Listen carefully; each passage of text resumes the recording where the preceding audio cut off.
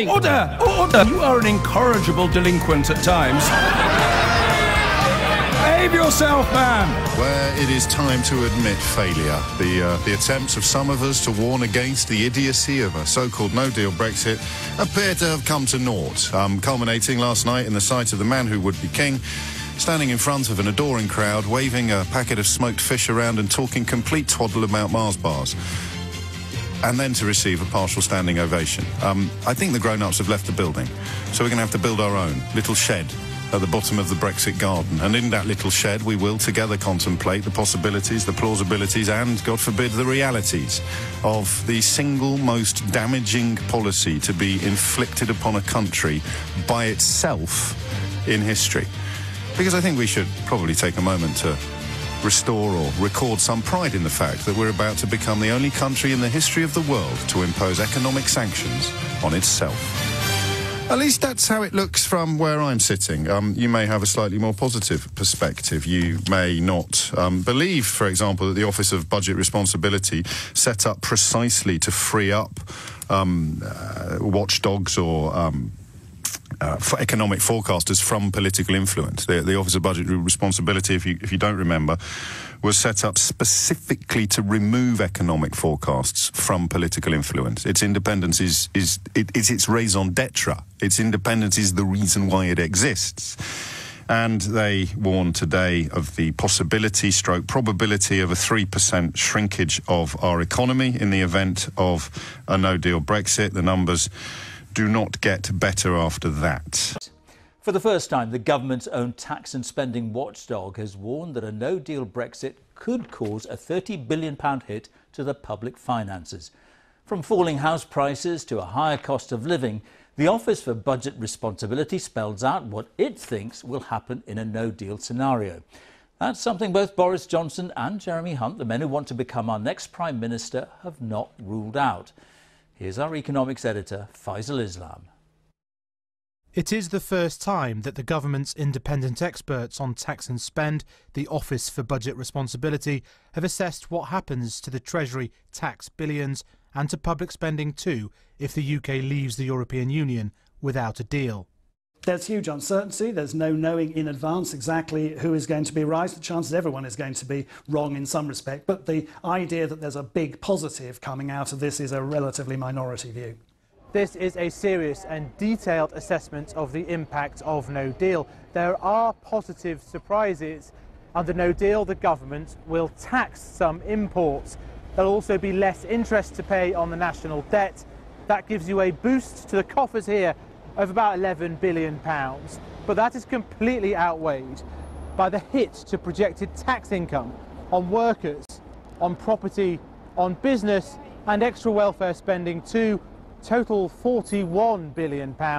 Put that all together and you get a hit to the public finances, extra annual borrowing of £30 billion. Or put another way, over £550 million a week in the red. Far from the promise on the famous red referendum bus of extra billions for public services rather than extra borrowing. Indeed, so much so that the national debt starts to grow again. All of these OBR numbers hinge on a scenario borrowed from the International Monetary Fund. They show a hit to the economy, a recession, and then a slow recovery. And within that, by next year, a fall in the value of the pound versus the euro by 10%, fall in house prices by 8%, and prices rising faster than wages, a real terms wage cut again. So is this all doom and gloom? The numbers don't take into account future trade deals. One Boris Johnson supporter said the numbers were rubbish in, rubbish out, but they could actually be worse. The government is doing these test runs of parking trucks at a Kent airfield. The OBR assumes that there will only be minimal disruption from new customs procedures at Dover. So it and the Chancellor say these numbers aren't even a worst-case scenario. This assessment comes at a time when the economy is already slowing, at least partly because of businesses' no-deal preparations. The question for the incoming administration of Mr Johnson or Mr Hunt, due in days, is whether they believe in independent advice whether they believe in their own experts or not. This report takes the extreme pessimism of other economists and the extreme optimism of some politicians on the cost of no deal, and it pretty much splits the difference. And even then, it's not a pretty sight. Faisal Islam, BBC News. There was another warning about no deal from a different source today, the Office of Budgetary Responsibility, the organisation tasked with producing non-partisan economic analysis. It produced an outlook today with its assessments for the coming year, including how much a no-deal Brexit could add to government borrowing and the suggestion that such an event could tip the UK into recession. Our economics editor Ben Chew can talk us through it. What were the headlines from the OBR? So, Mark, yes, the OBR, the Treasury's independent fiscal forecaster. But let's be clear about what they produced today. It wasn't their own forecast of what would happen to the UK in a no-deal scenario. What they'd taken was the IMF's earlier projection from this year about what would happen, a recession, and plugged it into their models and to get a sense of what the fiscal damage would be for the UK. So what's the results? They estimate about another £30 billion a year of borrowing. And higher borrowing, of course, means higher national debt as well. We can see that on this chart. So this is the current trajectory of the green line. You can see public debt as a share of GDP falling over the forecast period. If we get that no-deal recession, we see a yellow line here. We can see it actually rising and being at about 85% of GDP in 2024. So some pretty serious fiscal damage there. What are the Brexiteers saying about the OBR's figures then? Well, they're not particularly pleased about it. John Longworth, the chair of Leave Means Leave, said that the OBR and the IMF have relaunched Project Fear, and others like Aaron Banks have said we should pay no attention to these kind of forecasts because they were all wrong in 2016 when there was a forecast for a recession then. Well, to be fair, I mean, the Treasury's figures in 2016 weren't great, were they? Well, it's true that the Treasury, although not the OBR, when George Osborne was Chancellor, did produce an analysis which suggested there would be an instant recession if there was a Leave vote. But that's not the full picture. There were other independent, non-political forecasters in that period, such as the National Institute and the London School of Economics, who suggested the damage would be between 1% and 3% of GDP by 2020. So let's think about how that's panned out over the last 3 years. So you can see the horizontal line here suggests what would have happened on historic relationships for UK growth relative to other countries over the last 3 years. And what's actually happened, the line's going to come up now, the yellow line shows you the damage relative to what we would have expected, and that is actually about 3% of GDP. So those other forecasts, those non-partisan forecasts, were very much in line with what actually happened. Ben, thank you very much for that update. Comes as economists warn the UK economy could be plunged into recession in the event of a no-deal Brexit. This is what our economics editor, Ed Conway, has to say. We heard a little bit earlier on from the Office for Budget Responsibility. They are the arbiters of what's going on in the public finances. So every time we have a budget, every time there's an official government forecast, it is the OBR's numbers that we look at. And they have said that if there were to be a no-deal Brexit, and they've picked out one particular forecast of what happens for the UK economy, they've looked at what the IMF is saying, then they say the impact on the public finances could be very severe indeed, a £30 billion a year increase in borrowing. You could see the national debt going up to about £2 trillion. And it's worth just kind of remembering, you know, we are towards the end of this leadership race. A lot of talk at the moment about extra tax cuts that could happen, that spending increases could happen. Well, the OBR is just underlining that if there is a no-deal Brexit, then the amount of money that you have to actually spend diminishes so much that really it's not clear that there is this pot of gold that the candidates are talking about. So it's an intervention, really, and an underlining of the fact that there will not be easy decisions, particularly if the UK leaves without a deal. There could be some big consequences. And bear in mind, Kay, this is actually not the worst-case scenario you could imagine. There are many other worst-case scenarios that you could look at, including what Philip Hammond was talking about as well, about a £90 billion impact. Final point, though, I mean, you'll remember we heard Jacob Rees-Mogg saying in a newspaper article just earlier on this week, actually, it could be a positive windfall from no deal. There could be an £80 billion windfall as a result of it. Well, remember, that is essentially the forecast from one economist among hundreds. There are hundreds of economists out there in the UK. Almost all of them say it would be negative if there were a no deal. There would potentially be a recession. Certainly the economy would suffer and the public finances would suffer. There is a single one economist in Cardiff University, Patrick Minford, who says the opposite. So it's worth putting that into perspective. Philip Hammond warning yesterday, using the word terrifying to describe the sight of Jacob Rees-Mogg advertising his economic ignorance all over the pages of the Daily Telegraph, and in Philip Hammond's words, so close to the future government. Terrifying to see someone so close to the future government, so ignorant of the basic facts. And at 6 minutes after 10, we're doing something a little bit different today. He's in town. He was passing, so we grabbed him. Chris Southworth is the Secretary-General of the International Chamber of Commerce, and he joins me live in the studio. Chris, thank you. Tell us briefly, if you would, what the International Chamber of Commerce does and how it does it. We're the largest world business organisation. We represent 45 million companies and 1 billion employees in over 100 countries. And our central role is to provide a voice for business at intergovernmental level. So my job is to represent UK industry at the World Trade Organisation, UN and G20. We've heard a little bit about the World Trade Organisation lately. We know what the UN and the G20 are, but we'll probably concern ourselves initially with the former. There was an interesting intervention from the Director General of the World Trade Organisation last week that went largely unremarked by the Brexit supporting media. He made it pretty clear that the so-called Article 24 escape route that has been espoused and promoted by the likes of Boris Johnson and Jacob Rees-Mogg is nothing of the sort. Who understands the World Trade Organisation better, the Director General or Mark Francois? It's definitely Roberto Azevedo. I mean, the Article 24 issue is a red herring, so I would suggest, we focus on the facts, really.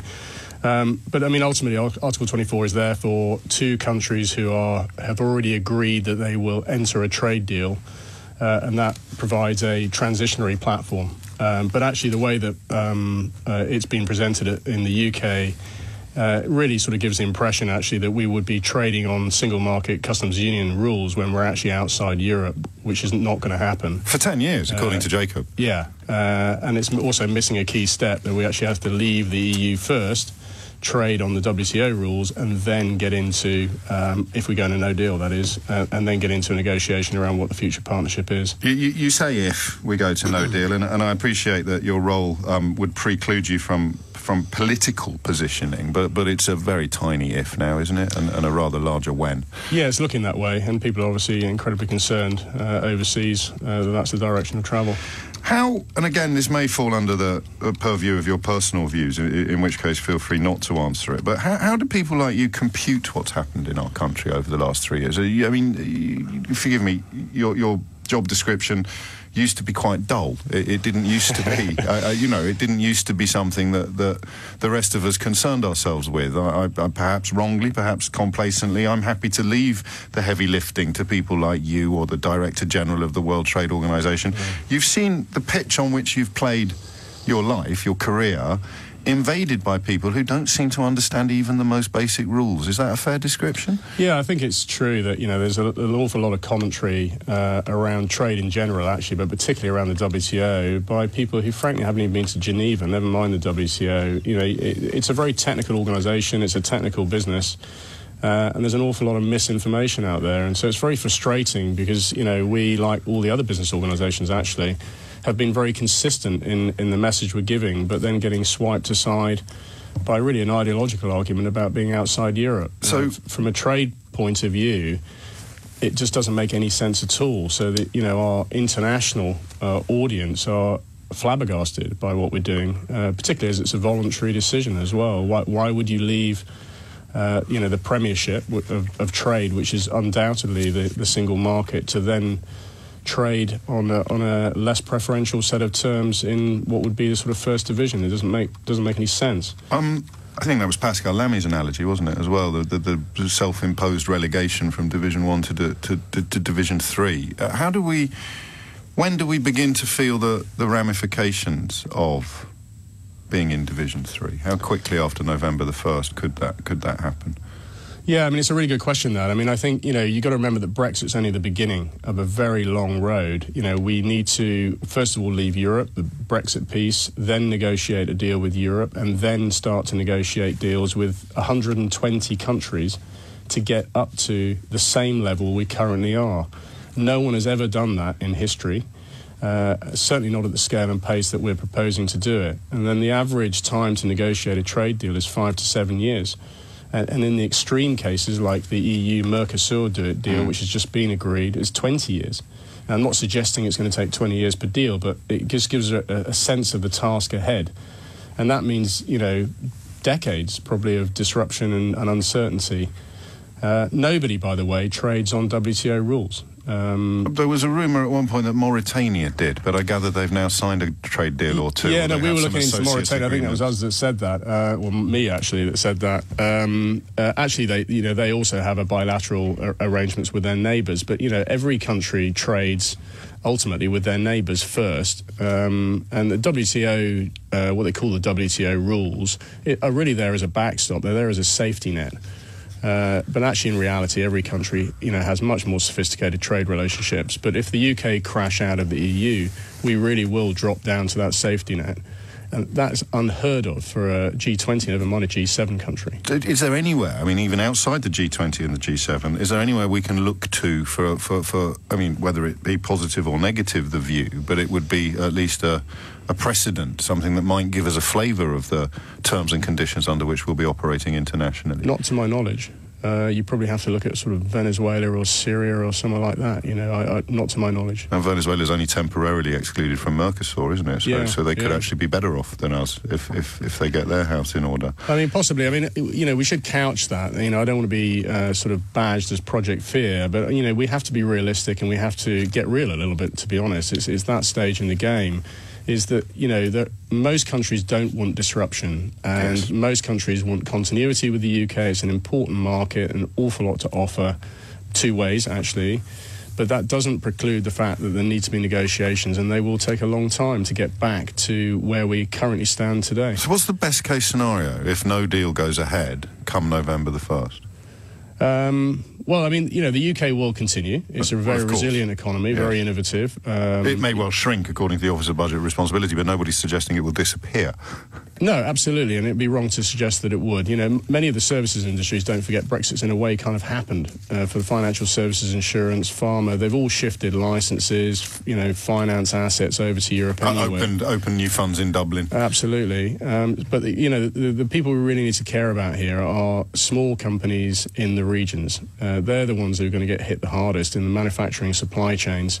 That's where the tariffs How are they going to be hit? I suspect that we might need stuff that you consider to be obvious and simplistic might come as something as a surprise, even a shock to some of my listeners. So how, for example, is somebody currently sending a proportion of their goods to European Union countries, or, of course, and this is a key point that I do think people don't understand, or to one of those 120 countries with whom we have trade agreements as a result of Europe. There'll be varying degrees of regulation, won't there? But anybody in business in Britain with customers overseas whose country has a relationship with the European Union or is in the European Union, how will they be affected? Well, the first thing will happen will be hard borders, and that means there'll be tariffs and a whole bunch of paperwork, customs, export declarations, rules of origin, all of that sort of paperwork. All of which currently is a relatively straightforward process. You have to remember most companies are trading into Europe, especially SMEs, and so they don't have to deal with any of that, and probably,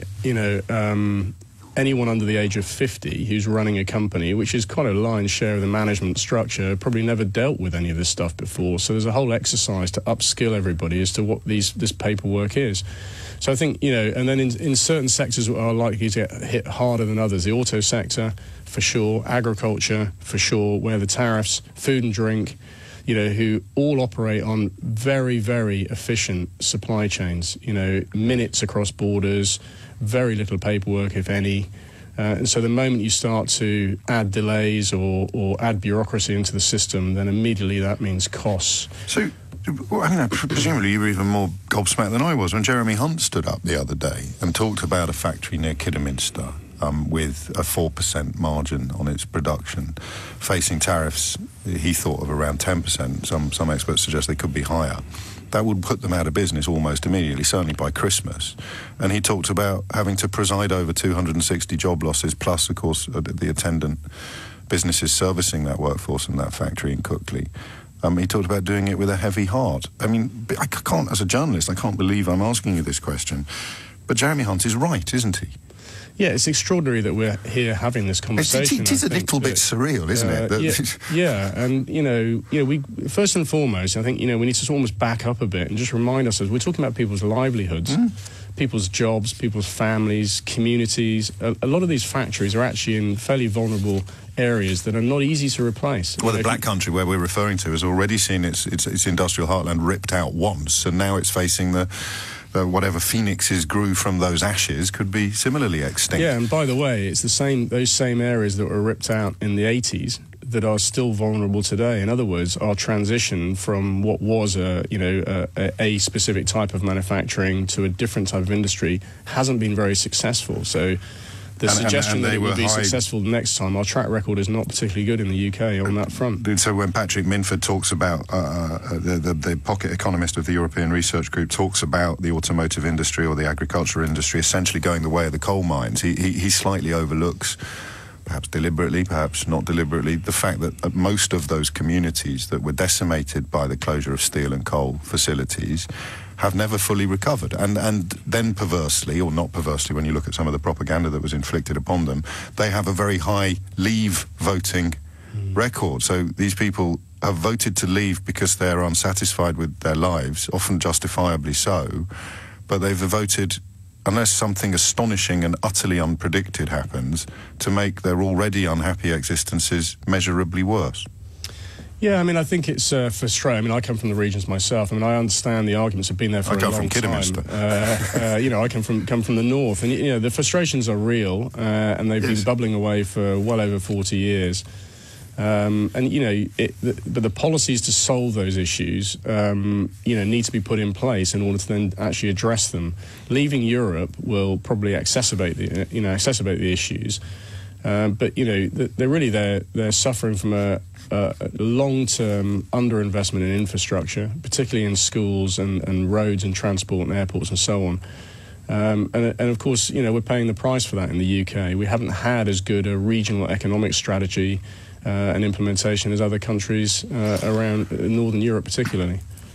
Richard Tice is a businessman and a member of the Brexit, quotes, party, end quotes. I think he's the chairman. He said, our government hasn't yet asked for an Article 24 agreement under the WTO, whereby you'd basically have a 2-year standstill.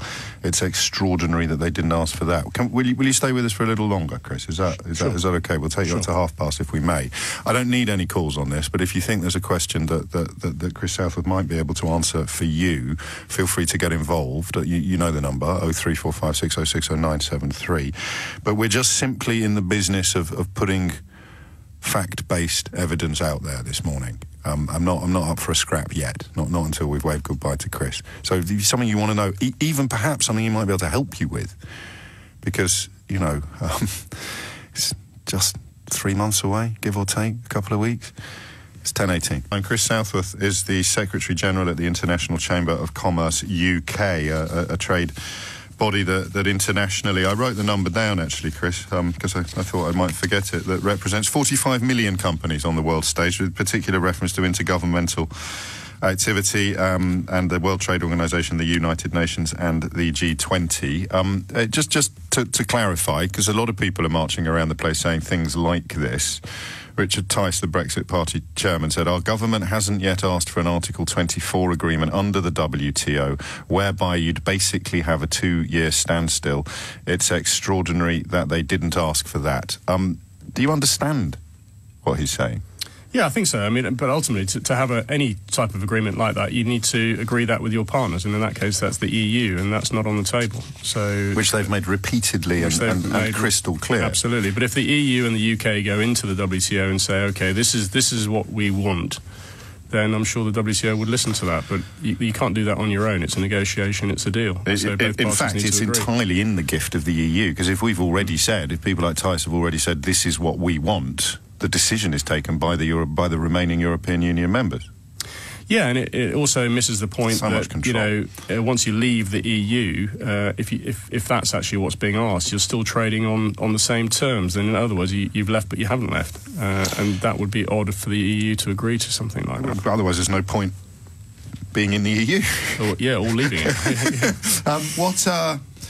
What is the WTO terms then? And to talk us through what this actually means. Well, I think, first of all, the WTO, when you're operating in the EU, you're dealing with 27 countries, you're operating as one bloc. The EU itself is one of the three major power players in the trading world, with the US and China obviously being the other two. But you're ultimately operating in a very aligned bloc. You have common positions and so on, and common trading rules. When you come out of the EU, you're moving into an institution, the World Trade Organization, where you're dealing with 150 countries. You're operating on your own. You're not in a bloc. You need to build alliances within that to get stuff done. And you have lots of differing interests. In other words, it's a much, much more complicated animal.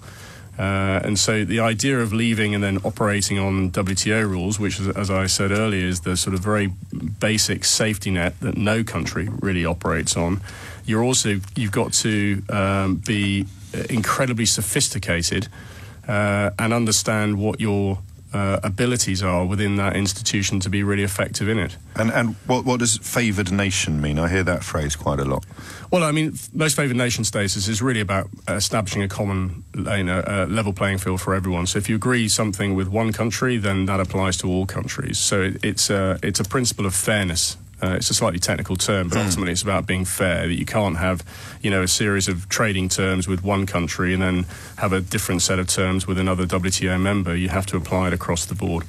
So trade agreements are a way out of most favoured nation status issues. Because if you've got a free trade agreement, then only the signatories to that operate under its terms. Other countries can't sell into that market on the same terms and conditions. Well, that's a really interesting question, because at the moment, the WTO historically obviously is focused on what they call multilateral deals. Yes. One set of rules for everybody, and that deals with the most favoured nation status issue. At the moment, there's 4 work streams on a plurilateral basis, which means it's sort of 77 countries of the 150. And then there's a really interesting question that if those 77 countries agree, for instance, they're negotiating on digital trade right now, a deal on digital trade, actually under WTO rules, everybody benefits, whether you're in the negotiating group or not. But you can supplement that with your own preferential terms on a bilateral basis. So if you look at a country like Singapore, both Singapore and the UK support the negotiations on digital trade, but the negotiations are likely to come forward with a sort of a common position which is below the standards that Singapore and the UK would want to trade, and so they'll supplement that with a more sophisticated relationship at a bilateral basis. So it's the point below which you cannot go, essentially, and everybody would rather be above that point, but it's an internationally agreed. See, this is part of the problem, actually, just to veer off piece briefly. This is complicated and occasionally quite dense stuff. I mean, you're explaining it more clearly than anyone else I've encountered. But on the other side of the table, you just have some Herbert shouting, take back control, or make America great again, or down with the EU.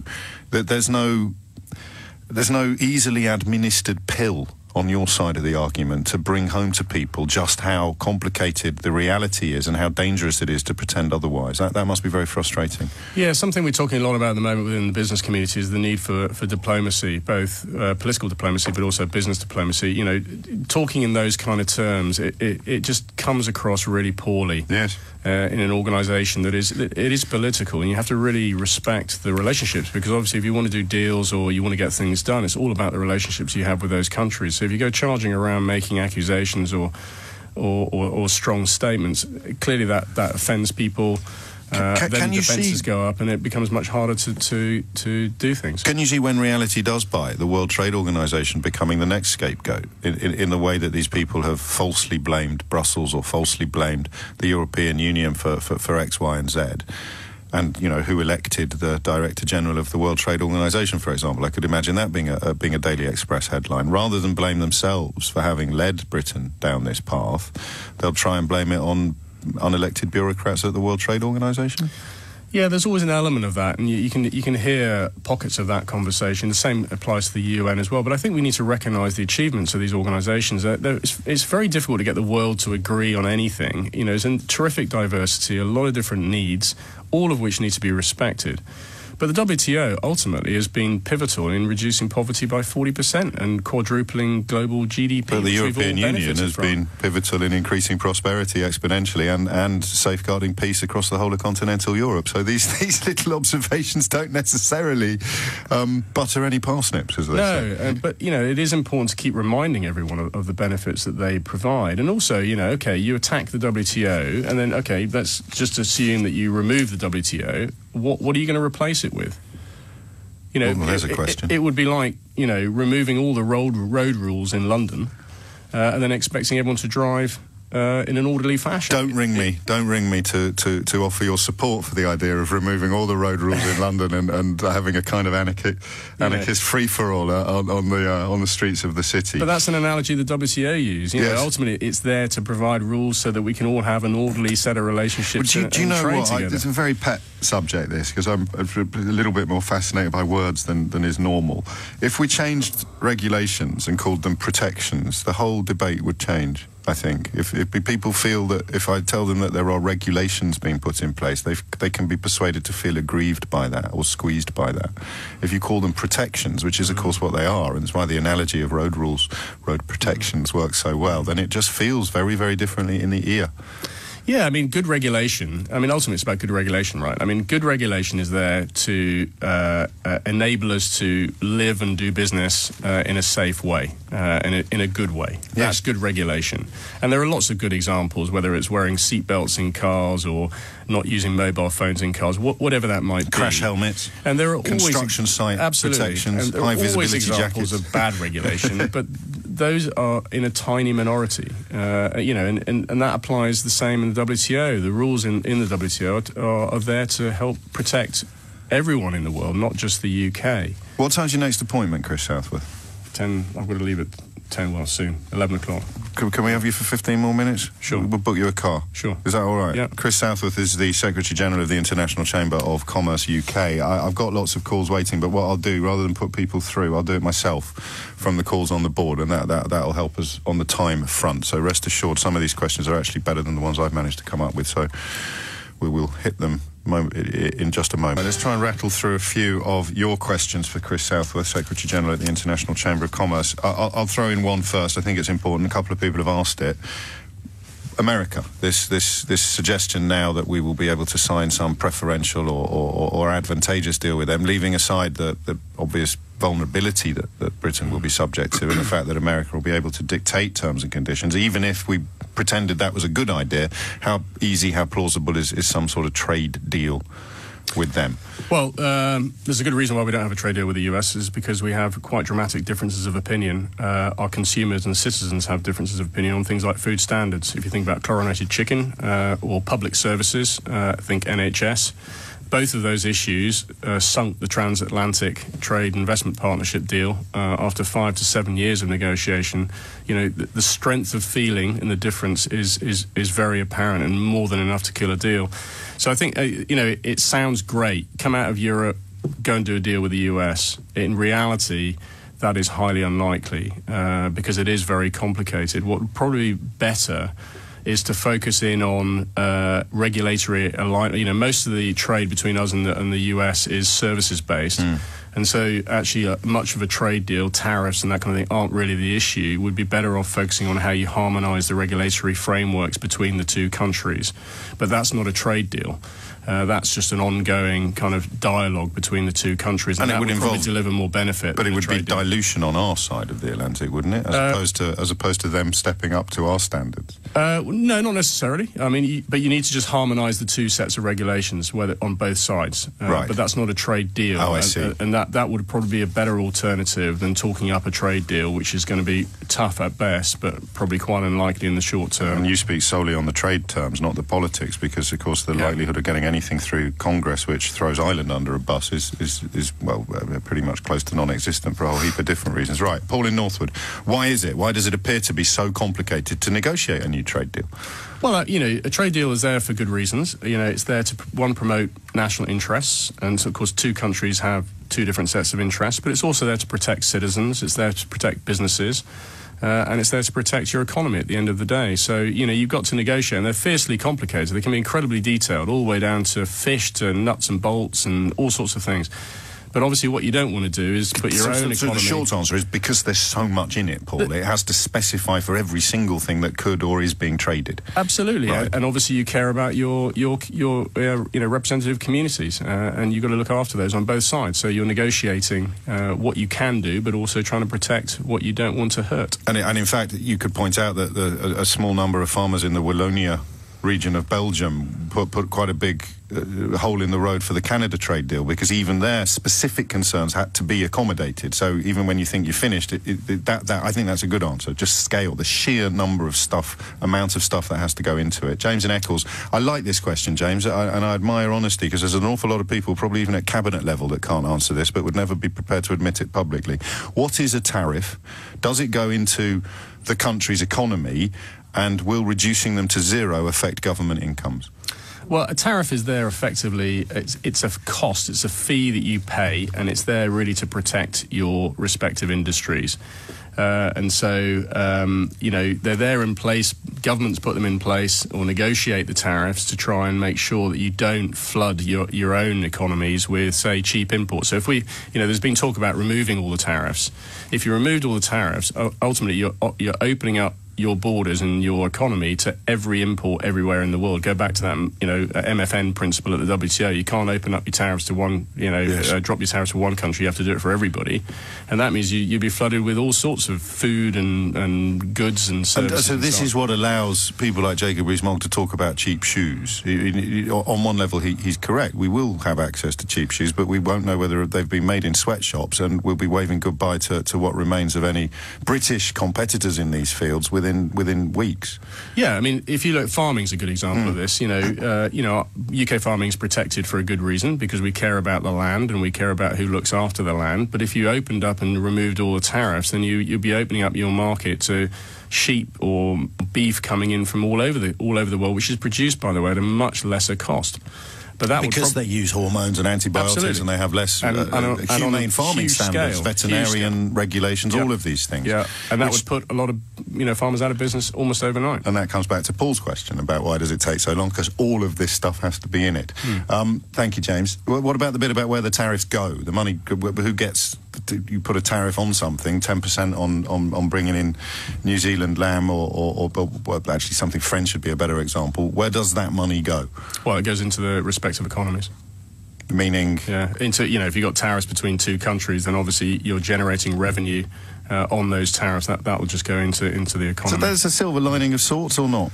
I mean, money into the treasury, effectively. To be honest, in the bigger scheme of things, you know, you remember the UK is 80% services, so tariffs actually aren't really the big issue at all. And globally speaking, the WTO has done a great job. It's one of the successes of the WTO is actually to remove most tariffs. So they're not the bigger issue. The trouble is that where they are applicable are in industries that really do matter, like agriculture or auto.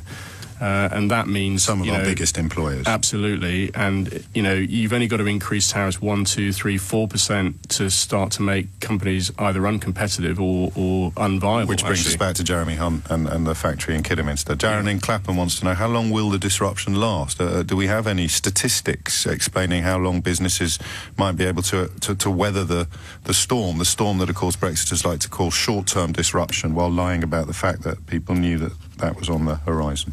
I mean, that's a difficult question to answer. I mean, you know, it certainly will be uncertain until there's an EU deal on the table, as in a future deal. So we've got to get out of Europe first, if that's the way we're going, and then get a new deal. And once we get the new deal, that will provide certainty to everyone trading into Europe, which is the lion's share of the economy. But actually, all the other countries who will be doing deals with us, particularly the big ones like Japan and India and so on, are all looking to see what the deal will be with Europe before they'll do a deal with us. And the Japanese have been very open about that. They have. They're underreported here, perhaps, because it's not pretty reading, is it?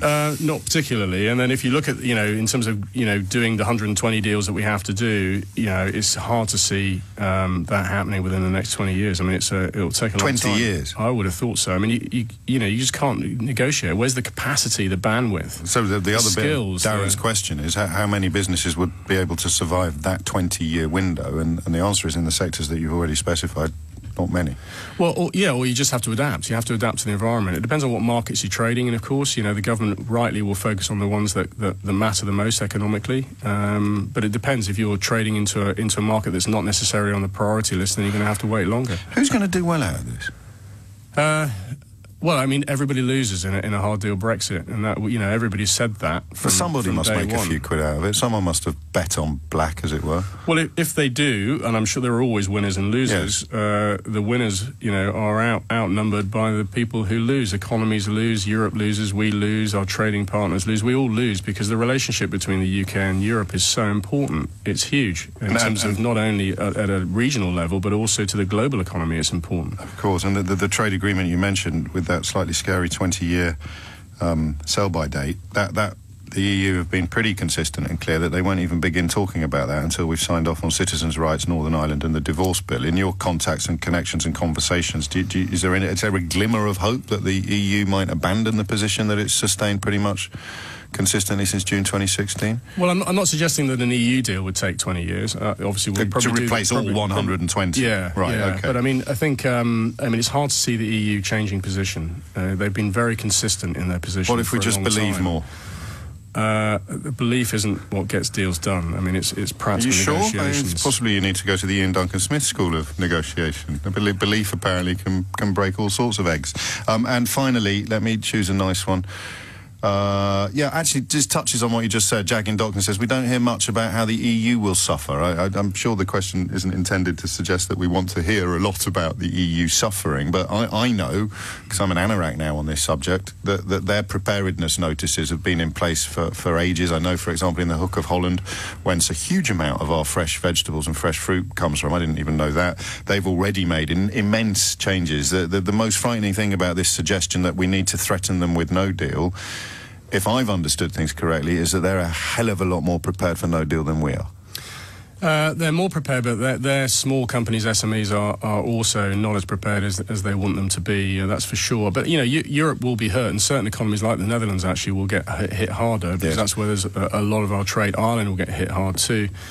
But, you know, this goes down to the kind of root of the issue, is understanding that the UK-EU relationship is not as important as the EU project.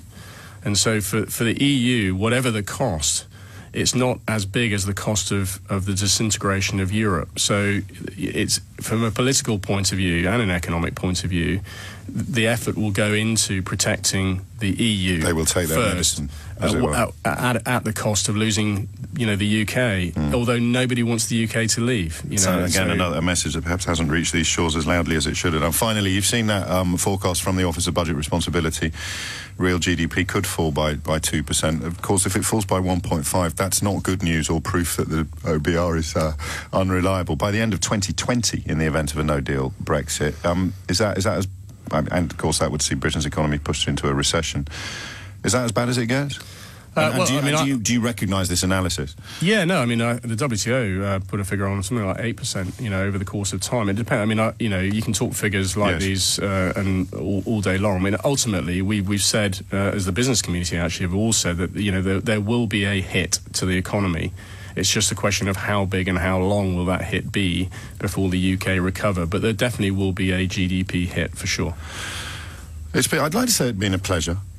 I mean, in some ways it has. I'm always keen to learn, but I'm not going to pretend that these are happy lessons to learn. Chris Southworth, thank you for your efforts, your expertise and your time this morning. We should do this again. Absolutely. Better late than never. My pleasure. I think we've probably made a mistake, haven't we, historically, over the last few years? Not just you and me, I mean everyone.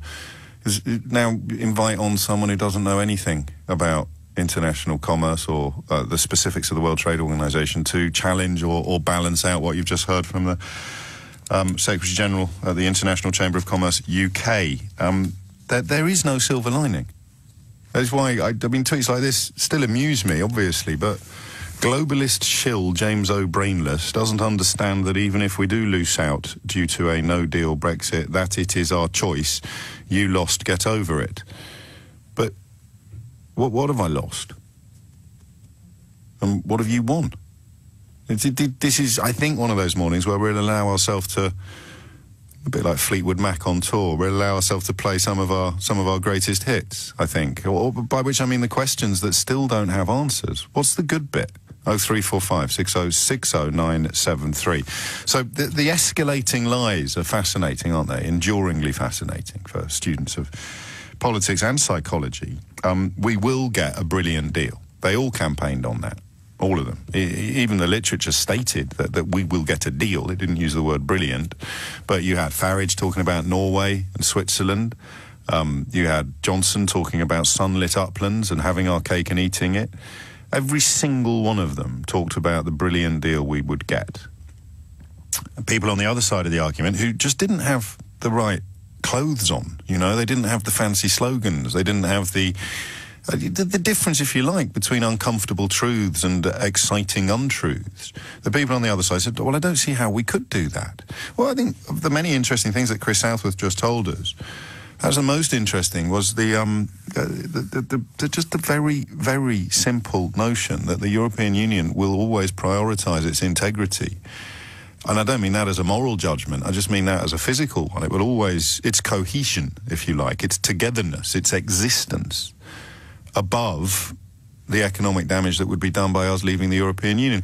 I think what we were asking them to do was let us retain all the benefits of membership without being members anymore. And the two most obvious responsibilities of membership would be the payment into the European Union of £8-9 billion a year, or more or less, and the weaponisation of freedom of movement of people, which we only really discovered after the result had come in, was, I mean, much, much, much more, quotes, control, end quotes, was already within our gift. Without having to leave the European Union, we could have brought in restrictions on how much money you had to have in the bank before you were allowed to settle here, how long you were allowed to spend looking for work before you were allowed to settle here. We could have brought in all manner of restrictions. How do we know this? Because other EU countries have, and British people were calling me before the end of June 2016 to say, I've never understood, James, why you don't talk about this. Surely you must know that in order to settle in country X, as a United Kingdom citizen and European Union member, I have to do A, B and C. And it's still there. That's, excuse me, that's the bit I don't get, I think. I mean, people, you can talk about cults and you can talk about ideologies. You can talk, as I have, off the record with a number of people in the last couple of weeks, about this huge frustration in the civil service about the politicians who continue to deny reality. Boris Johnson is about to become Prime Minister on a pack of lies. And what's really chilling is that he knows they're lies because Jeremy Hunt is standing over there telling the truth. A bit like that BBC debate when Rory Stewart was standing there thinking, giving the British public or the Conservative membership or whoever, whichever constituency you want to talk about, thinking they would thank him for saying uncomfortable truths, thinking they would thank him. And remember, he was pro-Brexit. He was punting the withdrawal agreement, the only Brexit that we're ever really going to be offered, as opposed to no deal, which was scuppered by Jacob Rees-Mogg and his mates in the European Research Group. But I know, I was with Rory Stewart yesterday. We've recorded an astonishing interview, for full disclosure. I don't want to sort of give too much away, but I'm going to bring it forward. Excuse me, I've got a frog in my throat.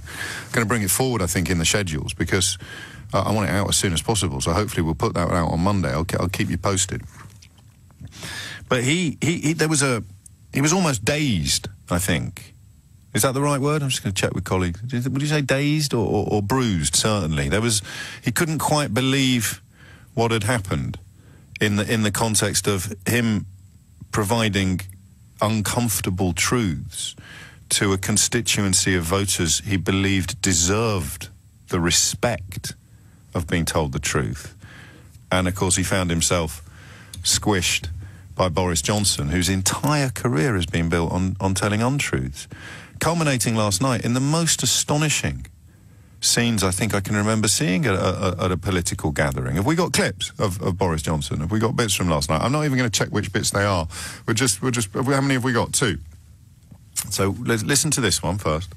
This kipper, which has been presented to me just now by the editor of a national newspaper, who received it from a kipper smoker in the Isle of Man, who is utterly furious Because after decades of sending kippers like this through the post, he has had his costs massively increased by Brussels bureaucrats who have insisted that each kipper must be accompanied by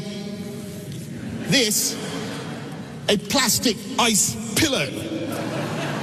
Pointless, expensive, environmentally damaging health and safety, ladies and gentlemen. Now, again, smoked fish is not a field of expertise for me, but I'm fairly sure the Isle of Man isn't in the EU, or the UK for that matter. And if the man who purportedly complained about these regulations is to be believed, leaving the European Union won't change anything. He will still have to abide by those health and safety regulations if he wants to sell into the European Union. And yet, and I used to think, perhaps, do you know what, snobbery on my part. I was thinking because these people went to decent schools or because they have achieved a certain degree of success in life, they must be possessed of a modicum of intelligence. I, of all people, should have known that. My dad sent me to public school so I'd realise that they were just the same as all the rest of us, but with posher accents and better shoes. I used to think, surely, but that crowd started clapping and cheering as Johnson essentially fibbed to them on a scale that I'm afraid just isn't comical anymore. The Isle of Man is not in the EU. So, again, Johnson cheerleaders, I don't know what to say to you anymore. But I do. Globalist shill James O'Brainless doesn't understand that even if we do lose out due to a no-deal Brexit, that it is our choice, you lost, get over it. But it's not your choice, is it, if it was made after people lied to you? And he still is. Rancid kippers, anyone? I mean, who the hell has ever woken up in the middle of the night and said, I'm really concerned that the likelihood of getting food poisoning from smoked fish in this country isn't as high as I want it to be? Let's just take another clipper. Not at random, because I asked for two. The other one is the bit about Mars bars. Do you really think this great country boss is incapable of making Christmas dinner and victualling the people of Britain with Christmas dinner? I tell you, the planes will fly. Whatever deal we do, and it will be a great deal, whatever deal we do, the planes will fly. And there will be clean drinking water, my friends. And there will be adequate supplies of glucose and milk solids and whey to make the Mars bars that we need. Because where there's a will, there's a way, ladies and gentlemen. I mean, that got a partial standing ovation last night. He sounds unhinged. Could you imagine if that was Angela Merkel? What would British newspapers do to that? He sounds unhinged. He sounds utterly unconvinced. He sounds utterly bereft of any substantive points to make in pursuit of the policy he espouses. And he sounds... Do you know, I'm almost tempted to do a phone-in on that clip alone. How does Boris Johnson sound to you? That is our future Prime Minister. That's the man that's in charge of this country as of Tuesday, right? The single most important issue facing the country, and he addresses it by making really poor puns about chocolate bars and utterly pointless interventions about smoked fish. Globalist shill James O'Brainless doesn't understand that even if we do lose out due to a no-deal Brexit, that it is our choice. You lost, get over it. Lost what, mate? What have I lost that you haven't? Wasn't there a reference in Red Dwarf? Would you like a comedic interlude before we way back into Brexit? Do you know one of my first ever television appearances was due to Red Dwarf? Have I ever told you this story? Can you check with Adrian upstairs? Adrian's heard all my stories at least 30 times and very occasionally goes, oh my goodness, I hadn't heard that one before. I don't know why. I was a very, very, very, very low-ranking gossip columnist on the William Hickey column at the Express. Actually, might have been renamed after the editor, actually, by then. But and we took a call. I was chasing a story about Danny John Jules, who's actually a big fan of the programme and a regular commenter on the programme on Twitter. And Danny played the cat in Red Dwarf. For those of you unfamiliar with the space-based sitcom, he went through some sort of DNA-changing process and was changed from a cat essentially into a human, but he retained many feline traits. And I forget precisely what the story was, but it involved Danny's aunt, I think, working as a cleaner in a court and it turned out that a judge in the court was a massive fan of Red Dwarf. There was some weird connection. It was a nice little paragraph for the Daily Express gossip column. And I wanted to chase it down, and they weren't playing ball at the Red Dwarf end of the story. I was struggling to get a quote from Danny or to get the story stood up. So I told the press officer, that I was the biggest Red Dwarf fan in history. And I liked Red Dwarf, I liked it a lot, but I was not by any stretch of the imagination the biggest Red Dwarf fan in history. I may have slightly exaggerated, my lad, in pursuit of the help that I needed. And narrator, voiceover, it worked. So, you know, oh, crikey, so you can feel sometimes the needle move, can't you? The attitude changes. And this was a nice one. It's not like I was pulling rank. I was just expressing massive enthusiasm for the programme that they all made. And I never thought about it again. If anyone knows why I'm talking about Red Dwarf in the context of the conversation that we had in the last hour, you get a T-shirt, all right? Just let Ava know your details and your size. That's a joke. And I never thought about it again, and about a year later, I take a call from the production office of Red Dwarf, and they say that they're putting together a big 10-year retrospective, 10 years of Red Dwarf, and all the stars and lots of famous supporters, but they haven't got many young people, and would I like to contribute? And I think people like Stephen Fry were on it, and possibly Jean-Luc Picard or Patrick Stewart, but proper flipping, I nearly swore then, proper famous people. I said, yeah. And then we had a little bit of a chat about what they'd want me to say, and I thought, oh, crikey. I mean, I like it, but I don't know if I've got quite this detail, quite this fact-based knowledge at my fingertips to justify my place on this really, really big deal. It still goes out occasionally. So it's practically biblical proportions for science fiction and Red Dwarf fans. So what I did, I got the train to Elstree, where they were filming it, and at the Daily Express, they still had cuttings machines, so you could type in a keyword and it'd give you all the newspaper stories that had been printed in the Daily Express about that keyword for the last 10 years. So I printed out about 10 years' worth of reviews of Red Dwarf and tried to commit as much of it to memory as I could before I got to the television studio. I stress again, I do really like the programme. I don't think I could have pulled this off if I'd started from zero, if I'd started from scratch. And it went brilliantly, and I made the cut. It was one of my first appearances on national television. They spoke of little else in the supermarket aisles of Kidderminster for hours afterwards, and I still love the show, and I'm even prouder now to be in that retrospective than I was at the time. This is going back 20 years. I kid you not, at least 20 years. Why am I talking about that? Well, there's a very famous catchphrase in Red Dwarf, which is, smoke me a kipper, I'll be back in time for breakfast. So thank you very much. That is how you can tell that this is all live. I've been trying to get hold of a smoking kipper expert this morning to find out the full extent of Johnson's speeches last night's veracity. And I'm struggling, I'm afraid. We found a couple, but they'd already been bombarded by Her Majesty's press, and they'd done what most people do when they've got a journalist on the phone. They'd pulled their heads back into their shell, and quite rightly told us all to do one.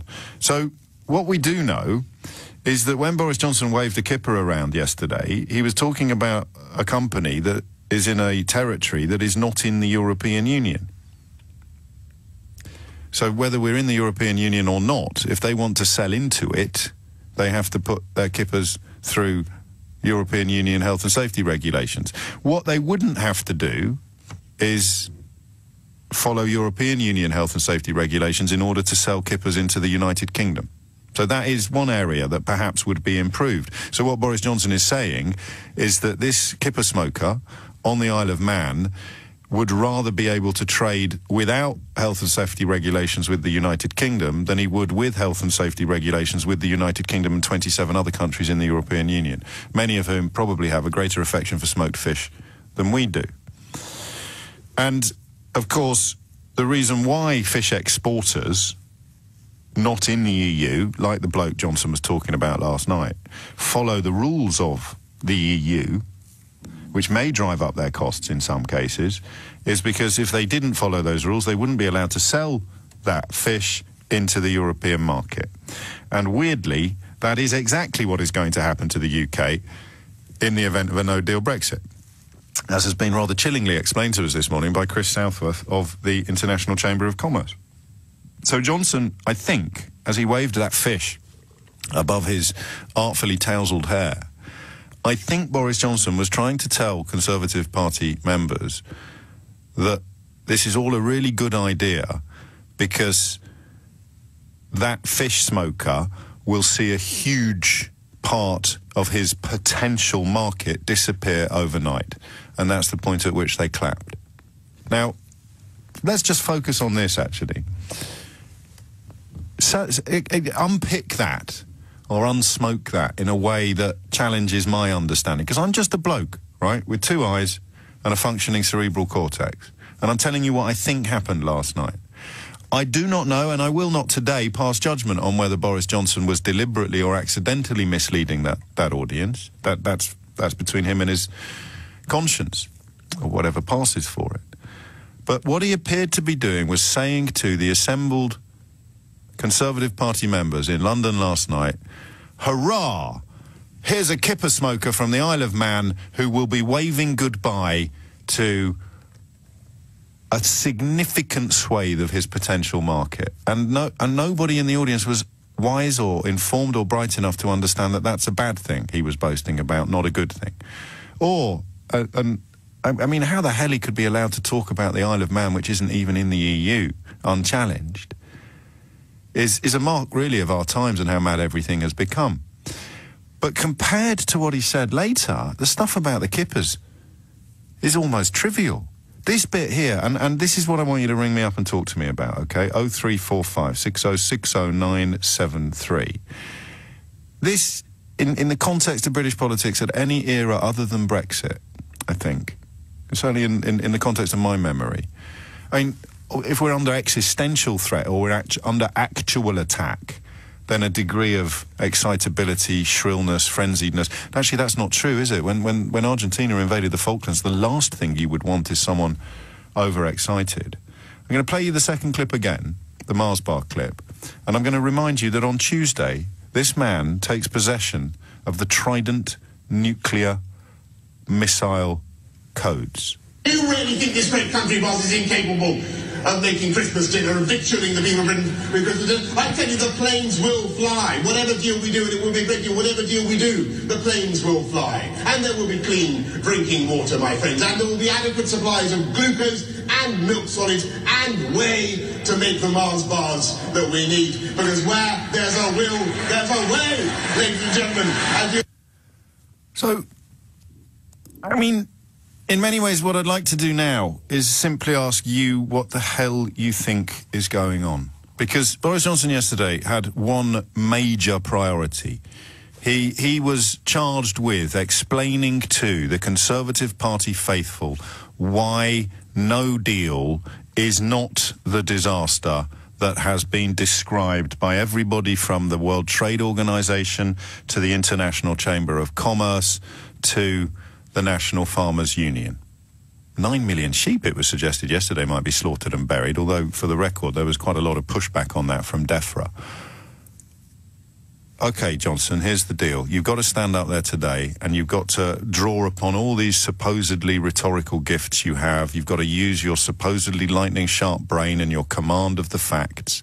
But most of all, you've got to use your oratorical skills to explain to these people in simply understood terms why no deal will be better than remaining in the European Union. Give it your best shot, Alexander. Do you really think this great country boss is incapable of making Christmas dinner and victualling the people of Britain with Christmas dinner? I tell you, the planes will fly. Whatever deal we do, and it will be a great deal, whatever deal we do, the planes will fly. And there will be clean drinking water, my friends. And there will be adequate supplies of glucose and milk solids and whey to make the Mars bars that we need. Because where there's a will, there's a way, ladies and gentlemen. That joke's not funny anymore, is it? Put that on the side of a bus. We will still have drinking water. And Mars bars. I'd love to speak to someone who works in Mars bars. Find out whether even that bit's true. I'd love to speak to someone who smokes kippers. Find out whether you recognise what Boris Johnson was talking about. And I'd love to speak to someone who, if they'd been in that room last night, would have stood up and applauded him. I'd love you to tell me what you think you would have been applauding. 0345 6060 973. I hesitate to say this, because I haven't got one wrong yet. I think it's too late. I think we're coming out with no deal. I hope we're not. I know they're on manoeuvres still in a hope to stop it. In the interest of party political balance, I will hold Jeremy Corbyn just as responsible for this imminent national disaster as I will anybody on the other side of the House of Commons. But I think it's too late now. And I think that speech last night made it clear that Johnson knows. Johnson knows, but he doesn't care, because he will be Prime Minister. He will be the 20th name to appear on the Mahogany Honours Board at Eton College, and that is all he has cared about since he was 13 years old. He doesn't care about you. He doesn't care about your children. He doesn't care about your job or your income or your rent or your mortgage or your health or your diet or your access to medical supplies. He doesn't care about any of us. He cares only and exclusively about being the 20th name on a Mahogany Honours Board at Eton College. And he's going to be. And the price will be paid by all of us. Very occasionally I allow myself to do this. What the hell is going on? Give me a ring on 0345 6060 973. The really scary thing is I think I know. But there are still people out there who are convinced that what we can see in front of us, what has been described to us by everybody from the Office of Budget Responsibility, the International Chamber of Commerce, the World Trade Organisation and the National Farmers Union, that's all wrong. And Nadine Dorries is right.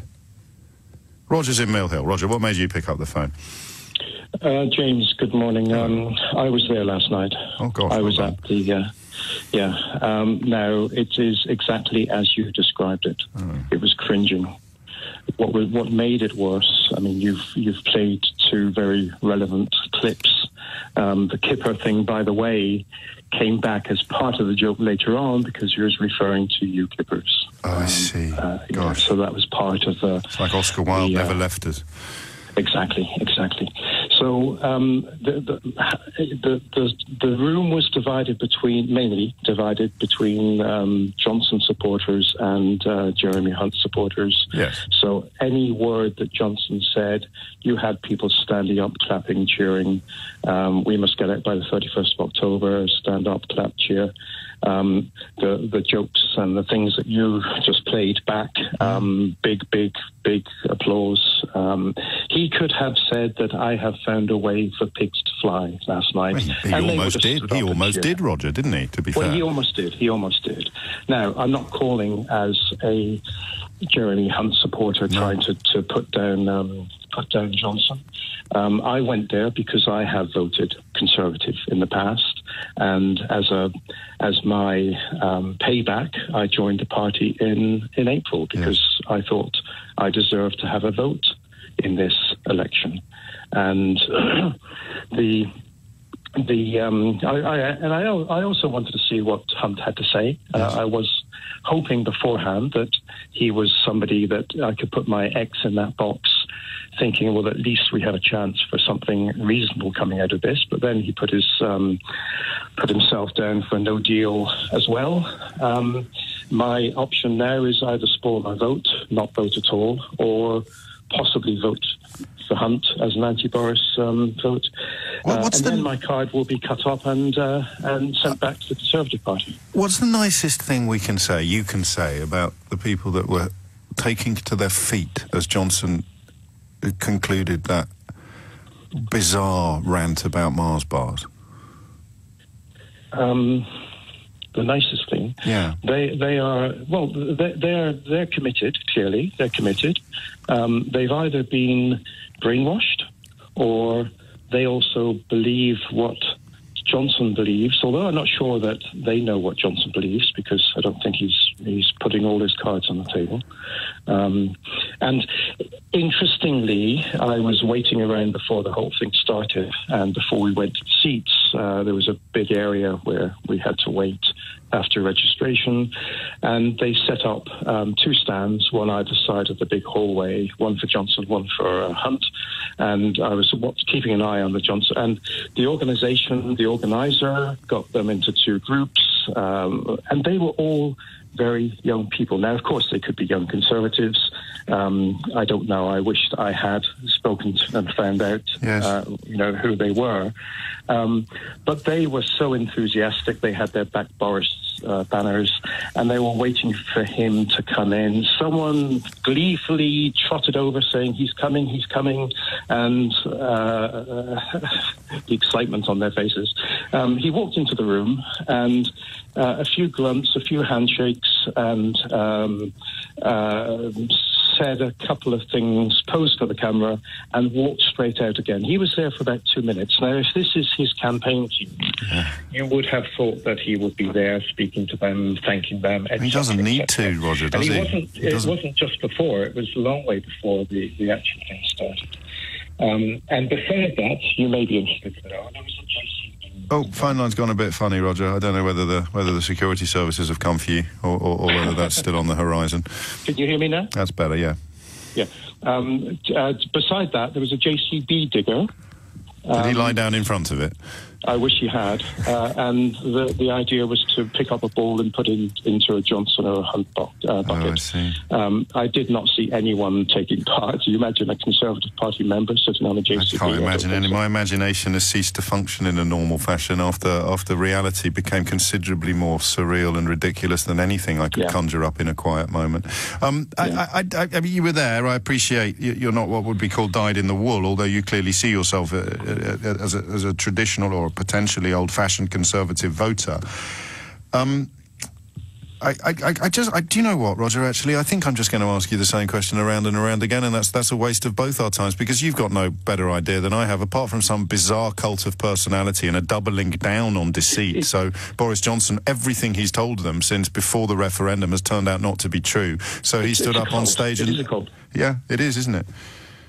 Yeah, it's a cult. What about the Farage angle? What about the fact that Johnson's party is now being held hostage by a man who tells even more lies and is even more comfortable endorsing racist tropes than Boris Johnson is? So because Farage is there, Johnson and Hunt both feel that they have to go down this path, otherwise he'll pop up again, the kind of eternal lying heckler, and harvest votes of the kind of people that took to their feet last night to cheer nonsense. It actually is what I wanted to talk about if I were chosen by Ian to ask a question or make a statement, because basically... was Ian in charge last night? Just for the record, absolutely no criticism intended of Ian from anything that I've said previously. No. Ian did what he had to do. I mean, yes. I have no criticism either.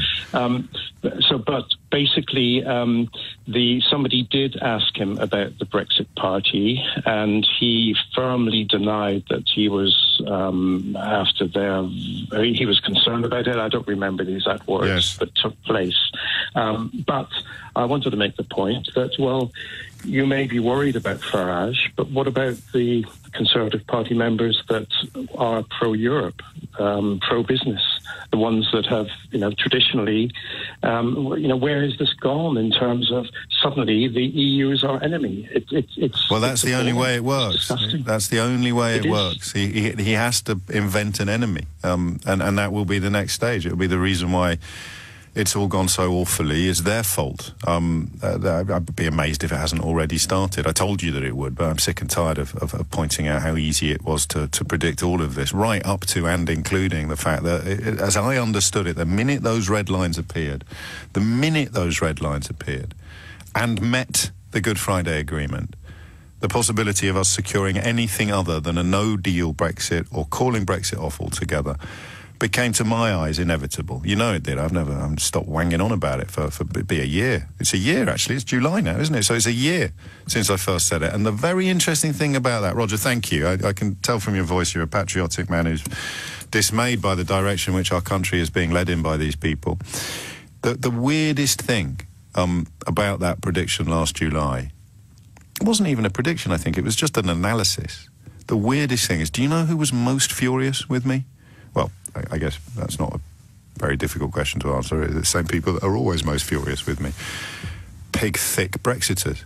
So the people that were most furious at the suggestion that it would be no deal or no Brexit were the people who wanted Brexit. They were absolutely adamant that there'd be a deal. Because I don't know why. English exceptionalism, we only need to believe more. They'll roll over if once they realise that we're, you know, we're descendants of Rudyard Kipling. I don't know. I can't get inside a mind that is so mired by madness and absurdity. But a year ago, it wasn't Remainers that got cross with me. Really, I mean, a few of them are a little bit unhappy. It was Brexiters. Of course, no deal won't happen. Of course, it won't happen. And now, almost every single one of these people and their Pied Pipers in public life is claiming that it's what they wanted all along. What do we want? Food poisoning. When do we want it? Next time we eat kippers. Come on, give me a positive spin. 0345 60 60 973 is the number to call. What's going to be better? What's going to be better? If the man that becomes Prime Minister on Tuesday, when charged with listing all of the benefits of the policy that has propelled him into Downing Street, tells an adoring crowd that we will still have drinking water and hopefully Mars bars, surely the point at which you begin to wonder whether things are actually going to get better as opposed to worse is disappearing in your rear view mirror. 0345 60 60 973. Here's someone called Paul March. Jimmy, it's called flogging a dead horse. What don't you understand, Jim? 3 years you've been banging on and being rude, and where has it got you? Farage must be doing something right. Well, again, Paul, I don't quite understand your vocabulary there, because I told you this was going to happen, and Farage told you it wasn't. He told you we'd be like Norway or like Switzerland, or that the German car industry would come to our rescue, or that we'd definitely get a deal. So I've told you the truth. But you prefer being lied to, mate. And that's why it's not a dead horse, because the truth can never die. This, in many ways, I can't get away from this, because, you know, is this the last big public appearance before he becomes Prime Minister?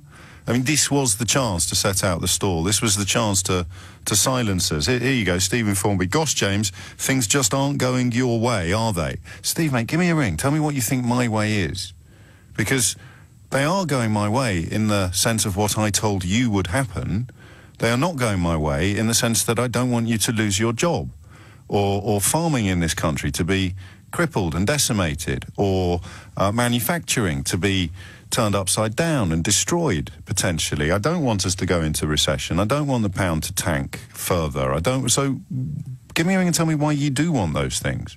Because I told you we would end up here. I told you last July we would end up here. And people like you, Steve-O, you swore blind we wouldn't. It was all Project Fear and Ramona, and we just needed to believe more. Well, guess what? I was right, you were wrong. So how is it going your way, exactly? Unless, like the poor soul yesterday who ended up live on national radio saying he voted to lose his job because he thought it would make his life better. You're either with him or against him.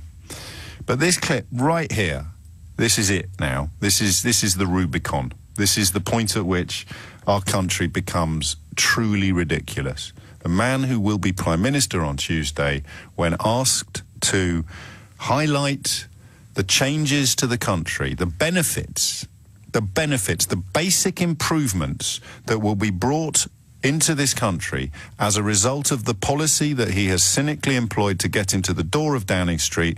Give us the very best things about no deal, Boris Johnson, and give them to us now. Do you really think this great country boss is incapable of making Christmas dinner and victualling the people of Britain with Christmas dinner? I tell you, the planes will fly. Whatever deal we do, and it will be a great deal, whatever deal we do, the planes will fly. And there will be clean drinking water, my friends. And there will be adequate supplies of glucose and milk solids and whey to make the Mars bars that we need. Because where there's a will, there's a way, ladies and gentlemen. And there it is. As we heard from Roger in Mill Hill, people took to their feet to applaud that. And that's the point at which rational analysis becomes largely redundant, I think. We're not quite as bad as America yet. They're not actually chanting fascist slogans. But I don't know what happens next. Christine is in Southampton. Christine, what would you like to say? Right. Good morning, James. Hello, Christine. For a start, I'm patriotic. I'm a Brit Exeter. If we've got to get out with no deal, we do. Why? And I am...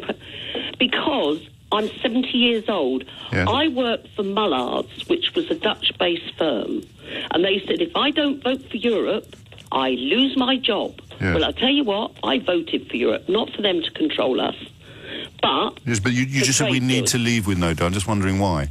I've lost my job anyway, because it closed down in the end. Yes. They went from one company to another. So I'm sorry. So why does that mean why does that mean the whole country has to leave with no deal? I'm very sorry that you lost your job, but why would that make you vote for a policy that will mean lots of other people lose their jobs? We have had bad times in this country and we've had good times, and I've gone through the lot, and we've come out on top because of character. He's right. We can source stuff from the rest of the world. What stuff? Well, I'll give you an example. Yes, do. The guy who owns Wetherspoons, yeah. When we got the vote that we wanted to come out, he started sourcing from other places in the world for a lot of his goods. And he wrote it in his magazine. That's where I read it from. Yeah. And he said he sourced goods.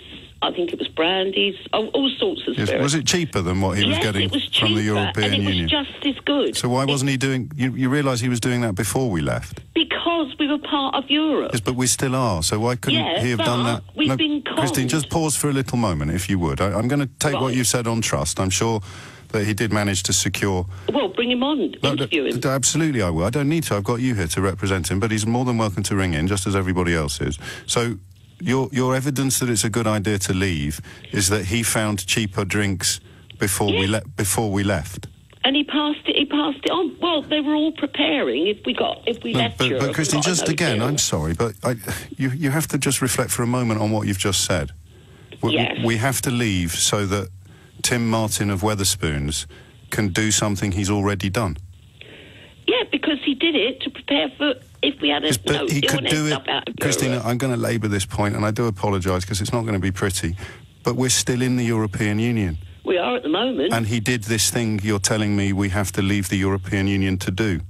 No, what he says is an example of all the Ramonas who keep saying No, Christine, stop using insulting language. Okay, I won't use that. He has done something. I've been insulted some of Brexit. Well, I'm very sorry to hear that, but here's the thing, Christine. If this is the example you want to... If this is the bridge that you want to build, you've just told me that he's already done it. Yes, because he's preparing for it. Yes, but he's already done it. And yes, we're in... he has. So we're in the European Union, right? Yeah, we are at the moment. And he's already done it. Yes, because he foresaw the future. Yes, so here's the question, Christine. Why do we have to leave to do something we could do while we were in it? Because they're still controlling us. They've got no respect for this country. I've seen some of the things that have been going on. Go on, tell me. I love Britain. I love what it represents. I love what it gives to the rest of the world. Well, you've hated it since 1975, though. Pardon? You've hated it since 1975. No, because we weren't so controlled then. So what are the controls come in? So talk me through... Actually, no, I'm not going to let that go, Christine. I think you need to take on board what you've said on national radio. Yes, I am taking on board, because I was so furious when I was listening to it. We have to leave the European Union because Tim Martin has done something while we were still in the European Union. He did it because he prepared for us leaving, like a lot of other countries have done. But how could he do it if we weren't allowed to do it because of all those controls? Well, you'll have to get him on... I'm only going by what his magazine said. But you must understand what you read. How could he do it if we're not allowed to do it? Well, I don't know. I'm not a big businessman. No, well... But I was impressed with what he said. But if you find 100 big businessmen, between 90 and 95 of them will tell you that we're making a terrible mistake. Why have you chosen to believe this businessman... What about Mark Carney? While not understanding what he's done? Mark Carney has turned around. He was someone who said if we leave Europe, we're going to go down the pan. But he's changed now. He hasn't changed. From what I've heard on's been reported on the radio. Christine, again, he hasn't changed. And Mark Carney was the person the morning after the result who enacted economic policies specifically designed to minimise the impact of what he warned us against. Well, I'm sorry, I don't agree with you. I really do not agree with you. Which bit don't you agree with, Christine? Which bit don't you agree with? I don't agree with the fact that we are not going to be able to trade with the rest of the world. But you just heard this morning from the Secretary-General of the International Chamber of Commerce for the UK. Of course, we'll still be able to trade, but it will cost us a lot more to do so, and we won't be able to trade freely come November the 1st with anybody. That's not an opinion, Christine. That's a matter of fact. But haven't we heard a lot of things like this from a lot of these top people? No. And then they've turned round and said that this isn't going to happen and that's not going to happen. Well, again, Christine, could you give me an example? We were told, yes, tablets, pharmacy. We weren't going to get this. We weren't going to get that. But Christine, we haven't left. No, but they are able to source from other places. Yes, but not under free trade agreements. Well, I think, I'm sorry. Why do you keep saying sorry? Well, no, all right, I don't apologise for wanting to be a Brexiteer. I don't. But what do you think that means? Get out of Europe. What, I'm going to ask you again back to the original question. Do you understand now why what you said about Tim Martin was a bit silly? No. Okay, let me try again. The things you will not get me to say that. You will not get me to say that. Okay, well, not silly then, but do you understand that he did the things you described? He went and he sourced other places. While we were still in the European Union? Well, so he could have done that. He made a vote to come out. Yes, but we're still in. So anything he has. At the moment we are. Yes, and he's done this thing that you describe in such impressive terms. This thing he's done that convinces you it's right that we should leave. He did it while we were in. Right. Okay. How come we source all our metal to China if we're not allowed trade agreements? Pardon? If we're not allowed trade agreements for the rest of the world... No, who said we're not allowed trade agreements? Well, that's what you said's going to happen. No, I said on November the 1st we won't have any. And well, I'm not an expert on metal trading, but I'm pretty sure we don't trade freely with China. Well... That there are tariffs in place. Yes, but it hasn't harmed us, has it?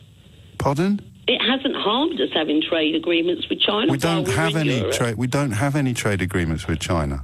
Well, I'm sorry. Why do you keep saying sorry, Christine? Because you're getting annoyed at what I'm saying. I'm not remotely annoyed. I'm sorry if I'm upsetting you. I'm not even upset, Christine. I'm just... I think the word I would use is... Frustrated? No, I feel incredibly sorry for you.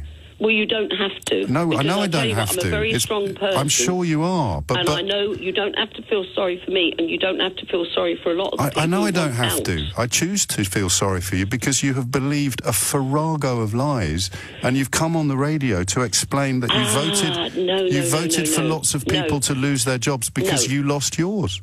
No. Yes. No, I don't want people to lose their jobs, but that's what's going to happen. If we go forward, I'm sure that a lot of people will be proved wrong. Right. But you realise these aren't opinions. These aren't November the 1st. We have no trade agreements. At the moment, we have agreements with 120 different countries. And where? What? All in Europe?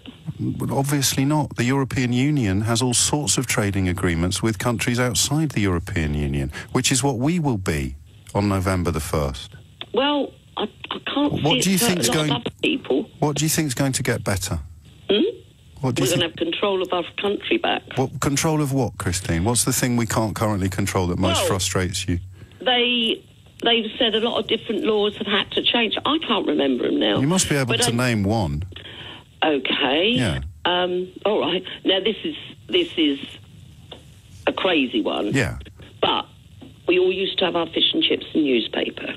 And then it was deemed it was wrong. Right. Now, when we had the fish and chips and newspaper, there wasn't loads of people went down with tummy upsets and things like that. Okay. It had a beautiful smell to it, and I can remember that smell now and how lovely it was. Yeah. But they decided, and this is a small thing. And that was the EU, was it? Yes, the EU. Okay. That was something they did. And I'm sorry, and I listened to the European Parliament. Yeah. And I listened to some of the things they say should be done, shouldn't be done. I'll tell you what, we put billions into the Europe. Do you see the schools and the health service any better? Well, better than 1975? In the poorer countries. Better than 1975? Yes. You think things now are... I would like to see them have decent schools and decent health. Right. But so nothing's gone into that. So taking away the money we pay in to the European Union is going to make less money available for the poorer member countries, Christine, not more. Well, they haven't made it available up till now, have they? Well, I'm afraid they have. I mean, it's so easy to establish where this money is spent. The European Development Fund in particular. All because they love what we've got over here, and I don't blame them for coming over here. Then why have you voted to get rid of it all then? Because I just feel, as a patriotic person for this country, and I'm talking about all the different... But patriotism involves wanting what's best for your country. Yeah. And you voted to make it worse. No, I don't think I have. Well, tell me what's going to be better then, apart from... possibly we'll be allowed to wrap our fish and chips in newspaper again. Apart from that, what are you most looking forward to? I'm looking forward to maybe not having so much immigration into the country. Okay. And I'm looking forward to having it controlled. How did you feel when you found out that successive governments had chosen not to impose much stricter immigration regulations that they would be free to do as members of the European Union, as, for example, Belgium does? Well, I'm sorry. Why are you sorry again? Well, okay, I'm not sorry. No. I'm not sorry. There's a sense that you know you should be, because you keep saying it. But just the thing... It's just your... But patriotism doesn't involve... I should be guilty for things. No, not at all. I'm not guilty I'm giving you... Well, why... I mean, you think... Well, then you're not patriotic, are you? Because you voted to make everything worse. No. So what's going to get better? Well, for a start... Yes, apart from fish and chip paper. No, for a start, we won't have such big lists on the National Health Service. That will probably... What about all the doctors and nurses from the European Union who are already leaving? Who do you think is going to replace them?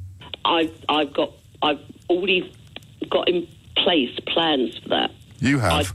Yes. You've got plans in place? Go back to the old way of nursing that I learned. Okay. Christine, you take care, all right? Okay, we will beg to disagree. No, we haven't disagreed. I've told you some stuff that's true, and you've told me about fish and chips. Well...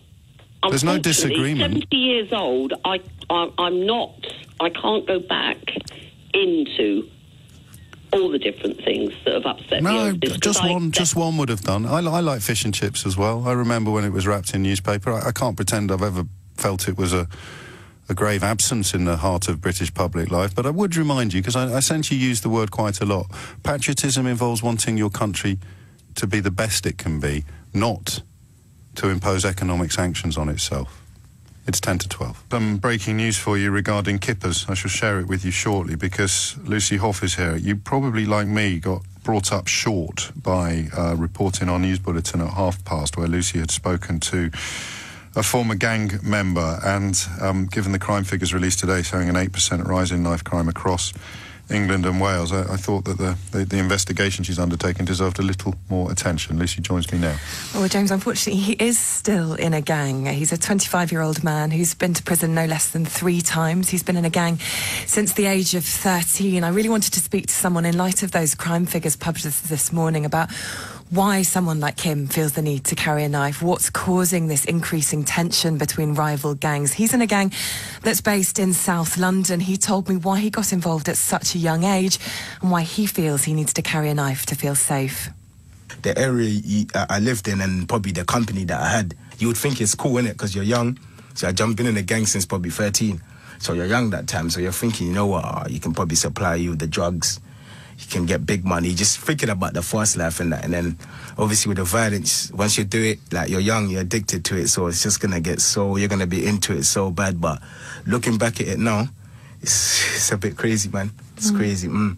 Does it feel sometimes like you're living in a war zone in some parts of South London, especially? To be honest, it does feel like that. It actually feels like that, to be honest with you. It feels like that and that because every day, like, you've got to walk, like, just watching your back all the time, you know what I mean?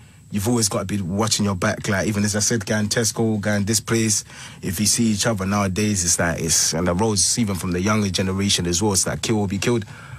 Why do you feel the need to carry a knife? Does it make you feel safer walking around where you live? Sometimes it's that, even let's say from my past experiences in that, yeah, that not having it on you, sometimes you feel like, you don't feel safe, like, I feel paranoid. Like, I just feel that something's happened to me, and every time, like, in the past, you haven't had something on you, something has happened to me. And then, you know, you start regretting it after, thinking if I had it on me or something like that. But it's a way now that we're just trying to get out of there. That's why I'm making music, to even try to get out of the hood, because it's long. I don't want to be carrying a knife for the rest of my life, but that's the difficulty sometimes, yeah. Now, James, there have been some reports that gangs are keeping scoreboards of the violence, that people are keeping count of the attacks that are happening, then posting videos on social media, that you get a certain number of points for stabbing someone in the head or the chest. I asked Kidaveli whether there was any truth in that. It's true. Some people might look at it like in your head and neck. In a way, it's a big point to the minute. To us, we just call it, it's a major point. If you get someone that, yeah, like in your head, that's therefore probably that 200 points. But no one really uses that. You just call it a major point. So I think everyone that's probably getting stabbed these days is probably getting more than 10, probably more than 5 stabbings. Some people even more. Just say if I got stabbed today, obviously your friends are gonna know. And they're gonna talk, obviously, so it's all gonna get about.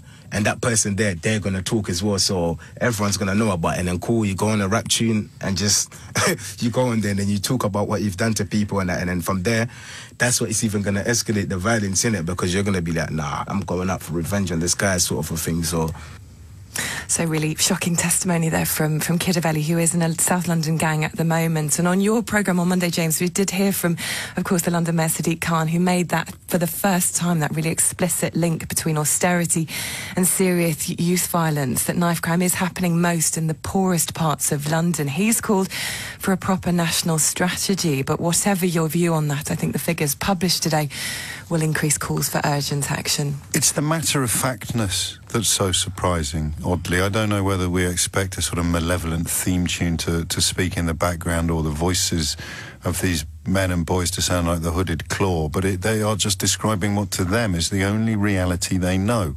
regardless of I mean, and it's important to remind ourselves that, you know, that there are plenty of people living in what he calls the same hood who don't carry knives, but for him it's almost as if the option never presented itself. Yeah, he talks about walking to Tesco in the morning and feeling constantly like he's got to look over his shoulder, that he always needs to have some form of protection.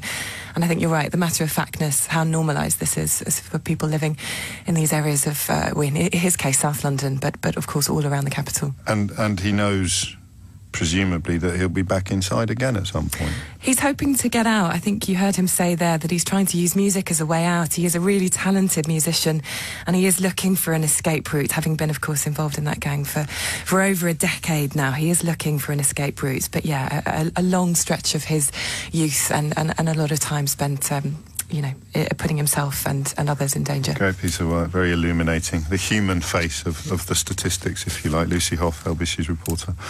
Thank you. It's coming out to 12 o'clock. Man alive. You just couldn't make it up now. The claims about kippers Boris Johnson made last night, to the delight of the assembled Conservative Party membership, have been examined by people who know what they're talking about.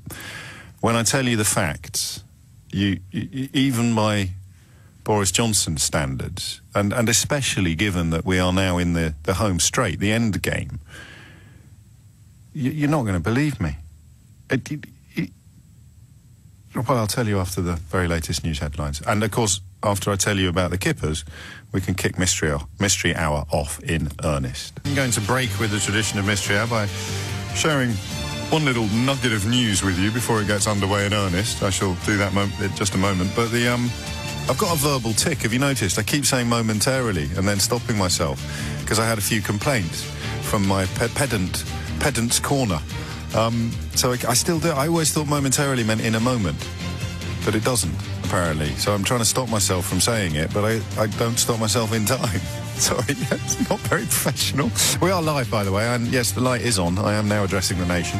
Mr. Hour will be upon us in a moment. Your weekly opportunity to achieve the sort of satisfaction not ordinarily available anywhere else on your radio dial. If you're not familiar with this feature, I cautiously, modestly suggest that you're in for a bit of a treat. If you are familiar with it, then just buckle up and let's get going. But first, kippers. Meanwhile, claims made by Boris Johnson, it could have been worse, it could have been Jeremy Hunt, during the final Conservative leadership hustings last night, have been challenged by the EU. Holding up a kipper to the audience, Mr Johnson said that EU forces companies to pack their fish with an ice pillow, using it as an example of legislation we would leave behind after Brexit. I want you to consider this kipper. This kipper, which has been presented to me just now by the editor of a national newspaper, who received it from a kipper smoker in the Isle of Man, who is utterly furious because after decades of sending kippers like this through the post, he has had his costs massively increased by Brussels bureaucrats who have insisted that each kipper must be accompanied by a plastic ice pillow. Pointless, expensive, environmentally damaging elfin safety. One or two problems with that. Let's talk about it in more detail with our Europe correspondent Mark Stone, who's standing by in Brussels for us. Where do we start, Mark? Honestly, Kay, he's talking cobblers. It is complete nonsense to suggest that EU regulation forces smoked fish producers based either in the UK or in the Isle of Man to accompany their fish with ice pillows. It's just not true. It is, in fact, British regulation that requires producers to do that. So that is the first problem. The second problem with his analogy is that the Isle of Man is not in the European Union, nor is it in the United Kingdom. It's part of the British Isles. It has its own government. But when a producer of smoked fish in the Isle of Man wants to send products to the UK, it has to abide by UK regulation, which is why the ice pillows were in that particular product, British regulation.